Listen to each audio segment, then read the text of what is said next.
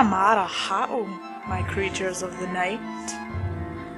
The cards have told me of your yearning for something more than our witching hour story times. Well, darklings, I have heard your cry into the void. Your demons are hungry. Come, allow me to feed them.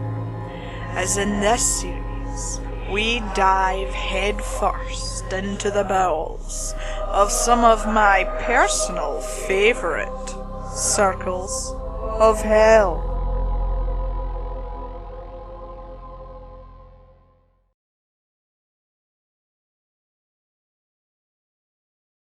It was like any other day, any other story, maybe not any other life. But that was the way of things, wasn't it? Waking up, eating breakfast, heading out for the day, all normal enough things. Nothing to see here. Move along, move along. The darkness, just an effect of the land. Rolling seas of unplumbed depths that churn with reds and browns, splotches of pink and literal bone white, reminiscent of old copper mines. The land stripped to its core, raw and abraded. This was softer though, almost squishing, squelching feel underfoot. Mud made from the basest materials mixed with a red sea. It wasn't everyone's ideal, but it was home of a sort. It was life of a sort. That's what I told myself anyway. Day after day, I was greeted by the same sight. My world reduced to reds, coppers, and all hues of death and nothingness. What I missed most were the trees, all that lively green, welcoming with its promise of cool respite and nature's own protection. Most others quirk their eyes in confusion, or outright snicker, asking me why something so plain is what I wish for. While most in my situation long for brighter things, from incandescent rainbows to full-blossomed flowers, I explain that the trees always cycle through the stages of life. Always.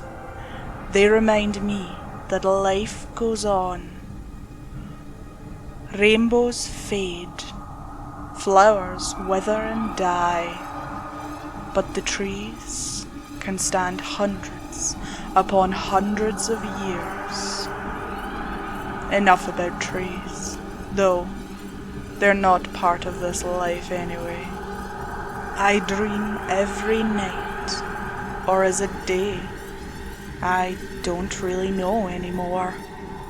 I always wake up with ash in my eyes, burning with brimstone, the sting remaining long after I'm fully awake, with the fire-black sky peering back at me through the windows. It's beautiful, in the way a bonfire on the shore is beautiful, or the way a winter's hearth glow warms the body and mind. A fiery beauty of joy and death, of warmth and destruction. Some days I wonder about the differences between here and there.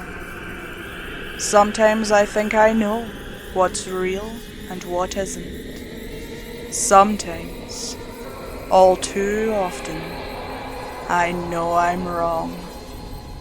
That's why I'm writing this letter. Testimony, whatever you want to call it. I want to know, because maybe, just maybe, Sulphur and blood-red darkness are the phantoms, and bright greens truly are tall grasses.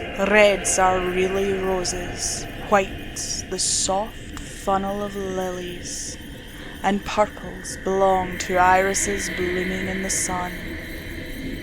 I won't know till morning, or is it night? A letter inked on the skin, carved deep enough to scar and forever remind me. Sulphur or summer breeze, I can hear the two worlds calling me, begging and demanding, but I am weak. So much blood, too much. I'm dizzy, and my bed is surprisingly soft. I wonder where I will wake.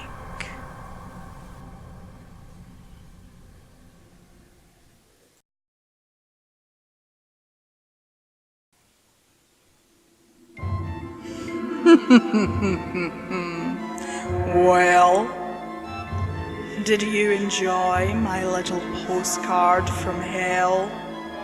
Well, isn't that coincidental?